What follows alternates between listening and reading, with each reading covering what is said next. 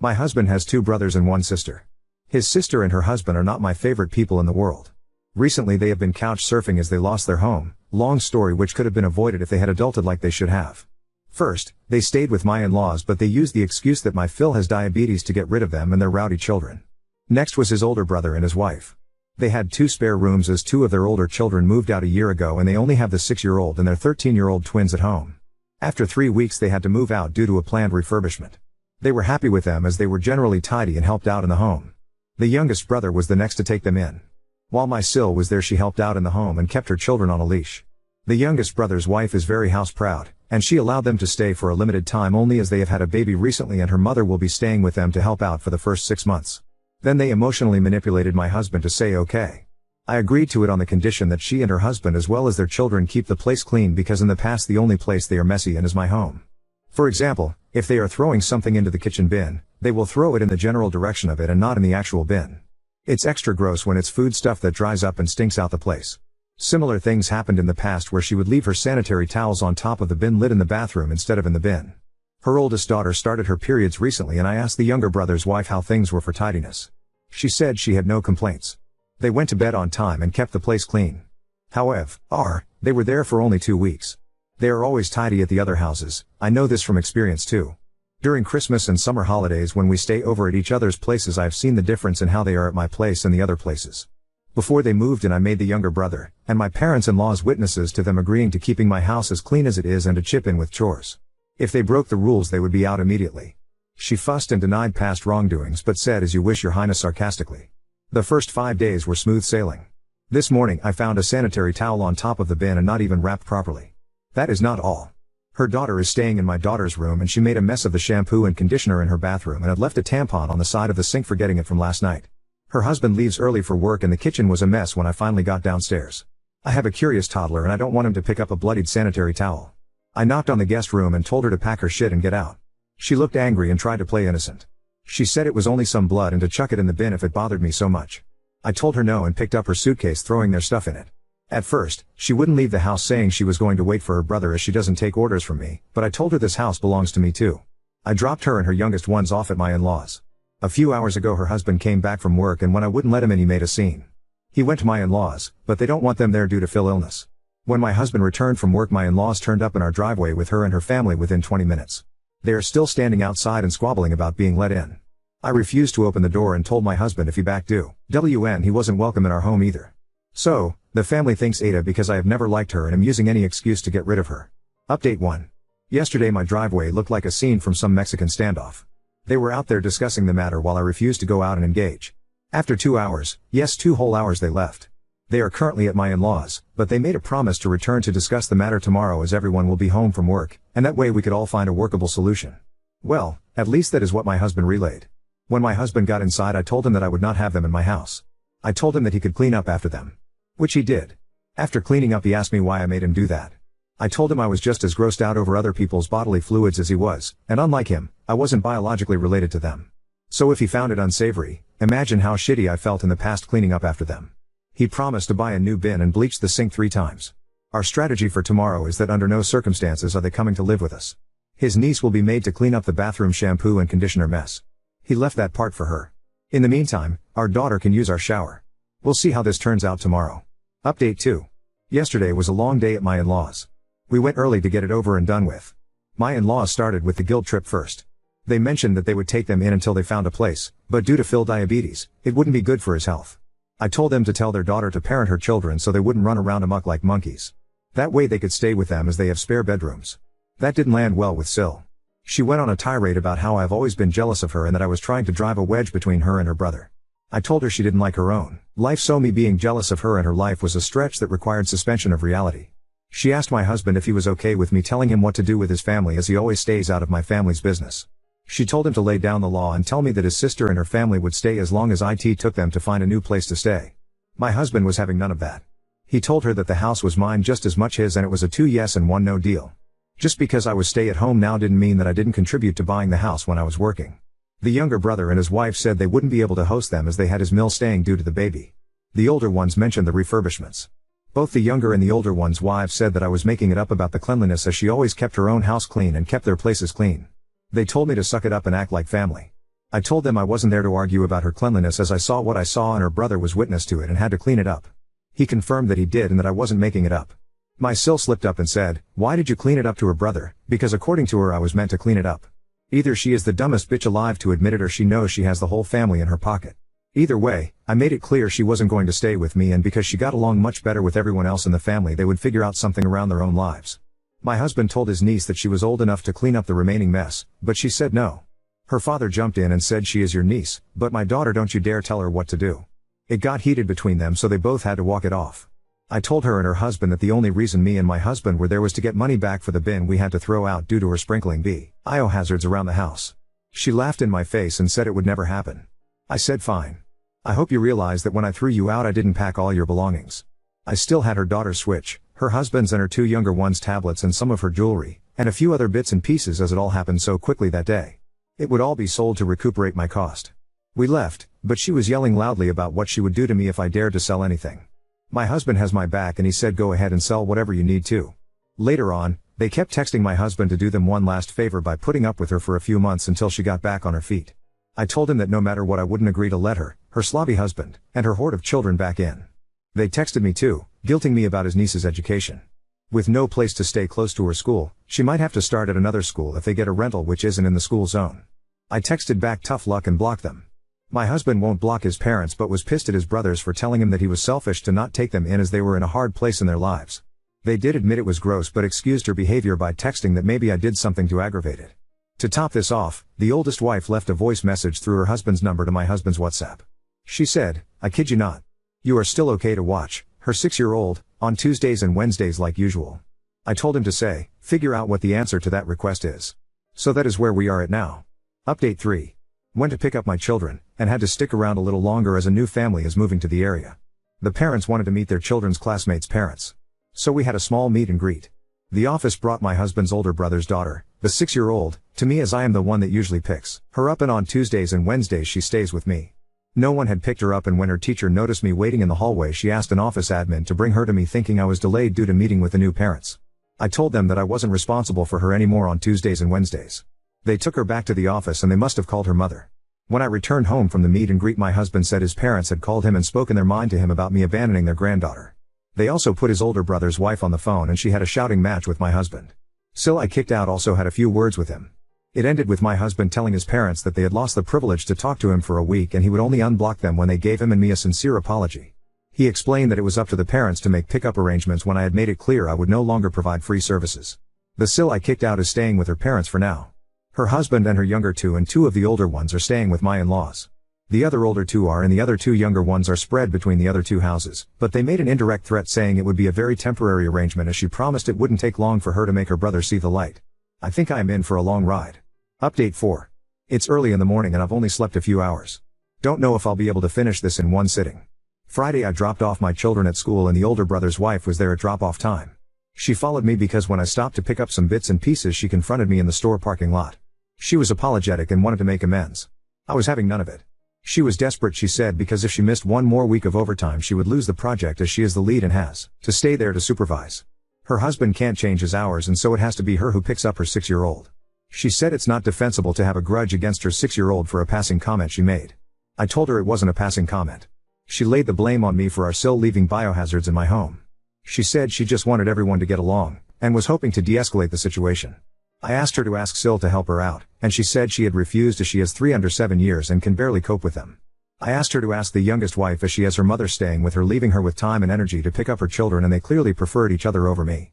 She said she wanted to concentrate on the early memories of her own child instead of helping her out with her 6-year-old.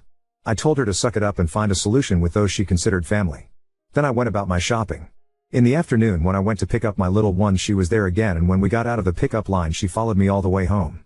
So I blocked my driveway by parallel parking so she wouldn't be able to park and harass me at my door. I sent a text telling my husband to let me know when he would be home so I could move the car. Not being able to park didn't stop her as she parked on the side road and came to my house. She rang the bell, but I wouldn't open up the door. She went round the back and knocked on my back door telling me that I couldn't avoid her forever. We were family. I told her through the window as I didn't want her to push her way through if I opened the door, to leave or I would call the police for harassment. She left. In the evening someone rang our doorbell and I went to open it.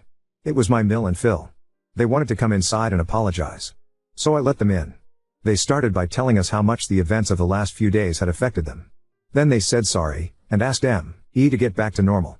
My mill said that sometimes you have to put up with some negativity from family as life has a lot of ups and downs. Everything can't be roses and rainbows all the time. My husband stopped his mother and said, then why do critical_lemon and I have to be the only ones on the receiving end of the negativity? When would they hold his sister and the others accountable for their behavior? They tried to guilt trip me into helping out with the 6-year-old as her mother and I had previously been on good terms. I said she lost that privilege as she chose her side. They said would I be able to sleep at night knowing she would lose her job? I said yeah. My husband pointed out how much I had done for her without any financial compensation. They said you were home anyway. One more child that was already potty trained made no difference to me over the past 4 years. I told them it did, because I had many sacrifices over the years for their daughter. I also mentioned that if they couldn't convince the younger brother's wife to help out then they had to forget about coercing me to do it. They wanted to know when I would return the stuff I was holding hostage. My husband said he was holding it hostage, and it would be returned when his sister paid up for damages. My Phil said that Sil would be right to report the theft to the police. My husband said she could do as she pleased. At this point, my husband told them something I wasn't aware of.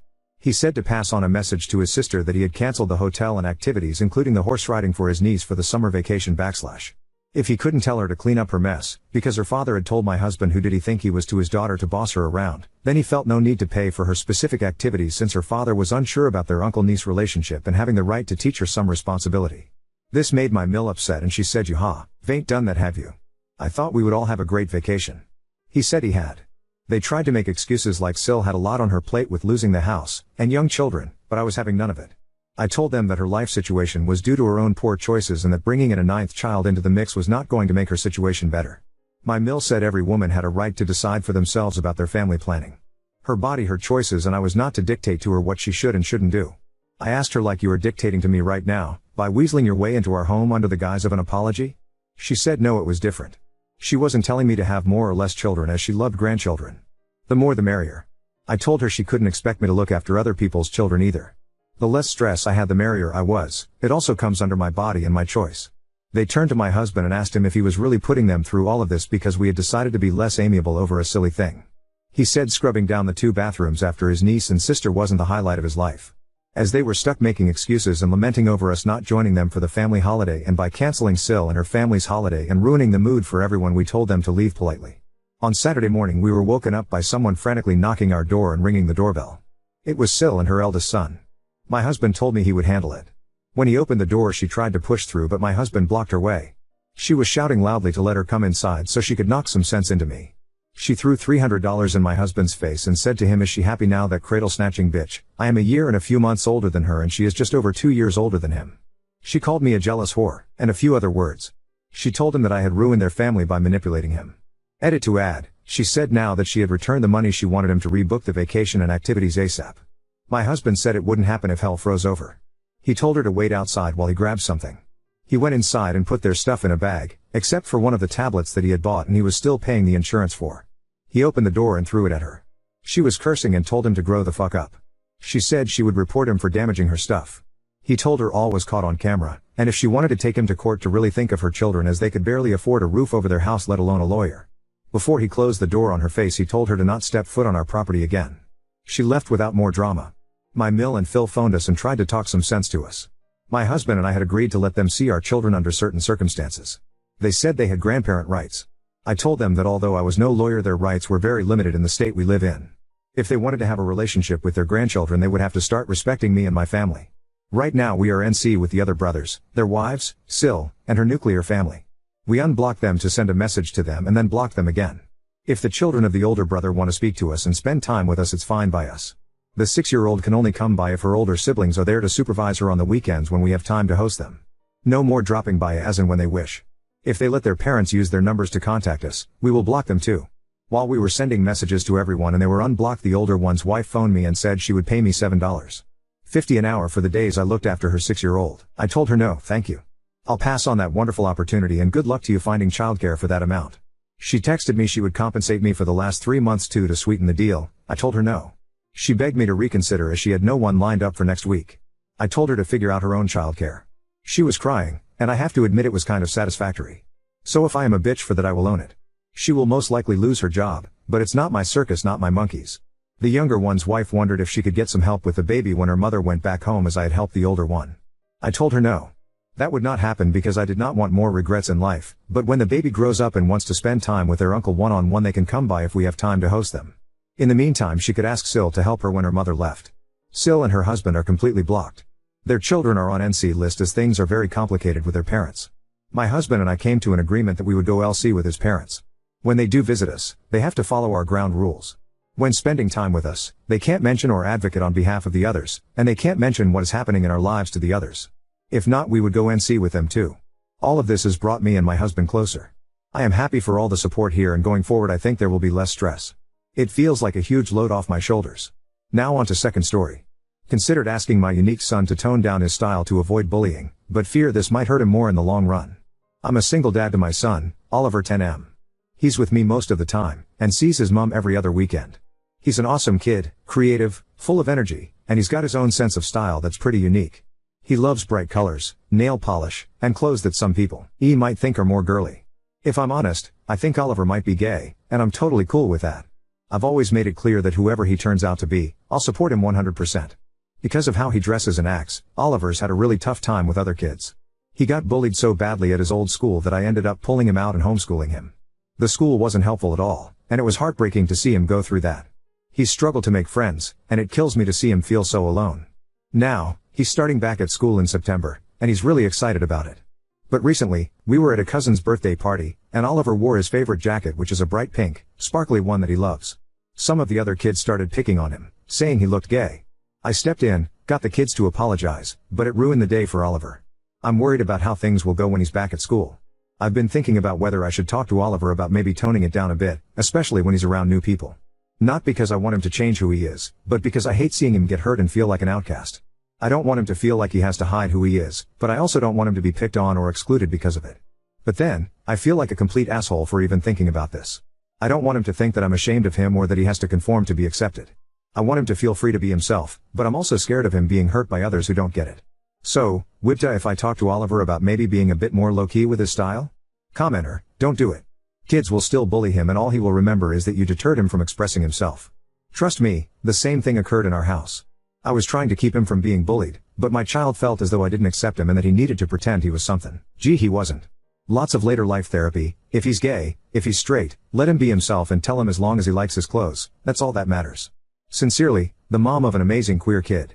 Oop, I get that, but at the same time it is so heartbreaking seeing the same thing happen to him over, and over, and over again. Commenter, Jesus, where do you live? Most kids don't care about this kind of thing these days. Oop, I live in the West Midlands of England. I honestly don't think your point about most kids not caring is at all accurate. I see it every day. Commenter, do not dull his shine because other people don't understand him. I understand it may be coming from a place of protection, but it needs to be addressed with the potential aggressors, not with forcing your son to change who he is. Oop, but when you can't do anything more with potential aggressors. I have done, and will continue to do everything I can. But sadly I can't literally watch his back 24/7, even though I would if I could. Anytime he has a comment made to him he breaks his little heart and it is so devastating seeing him go through that again and again. Update 1. Hey all, it's been about 26 days since my original post, and I thought I'd give an update now that Oliver has had his first week back at school. I can happily say that so far, things are going much better than I'd hoped. Over the summer, Oliver and I had a really important heart-to-heart. I sat him down and told him just how incredibly proud I am of the person he is becoming. I made sure he knew that there is absolutely nothing he could ever do that would change the way I see him or make me love him any less. Honestly, it was a bit emotional, and I even got a bit choked up. I told him that if wearing his favorite jacket, the one that's caused some hurt before, made him happy, I'd stand behind him 100%. But I also wanted to make sure he was prepared. I explained that, while I'll always be there for him, I can't always be around to protect him, and he might have to stand up for himself if kids make fun of him. I made it clear that this doesn't mean he should change anything about who he is, but that he needs to be ready to handle it if anyone says anything cruel. Oliver understood, and we spent the summer coming up with some playful comebacks together. He really wanted to take the jacket with him to school, so we made it a bit of a project, imagining the kind of things kids might say and crafting witty replies that he could fire back with. It was actually pretty fun, and I think it helped him feel more confident about it. Now, back to school. His new teacher knows all about his past struggles with bullying, and she's been amazing. She's keeping a close eye on things and making sure he feels safe and comfortable. It's made such a difference already, and Oliver's first week couldn't have gone better. He's even made a friend, a boy named Sam, and they've really hit it off. They're planning to meet up tomorrow at the Wacky Warehouse, and Oliver can't stop talking about it. It's been a long time since I've seen him this excited about spending time with someone his age. I know it's still early days, but seeing him come home happy and smiling each day has been such a relief. Thanks to everyone who gave advice and encouragement on my original post. I really took a lot of it to heart, and I think it made a big difference in how I approached all this. Update 2.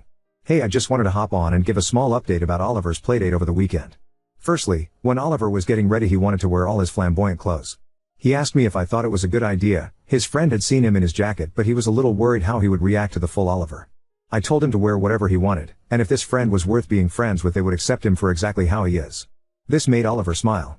He wore his full Oliver fit when we were walking and I could feel Oliver getting a bit nervous. He was bullied so much in his last school for how he was, so I understood why. I held his hand tight and gave it 2 squeezes. This means I love you, something I learnt to teach him from Reddit actually. The friend's dad was with him and he looked at Oliver and gave a little curious look, but apart from that it was fine. The boy said he loved Oliver's clothes. They spent about 4 hours playing, and we ended up eating together. On the way home, I told Oliver how proud I am of the little man he is. I am so proud how he is so willing to be himself, and so brave to continue despite any backlash he gets. I love him so much. This is my final update on this account. I don't know if I'll ever show you these posts, Oliver, maybe in a few years when you're older so we can laugh at how worried I was about you. Your dad is so proud of you. I think you are the most amazing person in the whole world. Even when you drive me absolutely nuts. I am so lucky to get to be your father. I am so lucky you are in my life. I love you.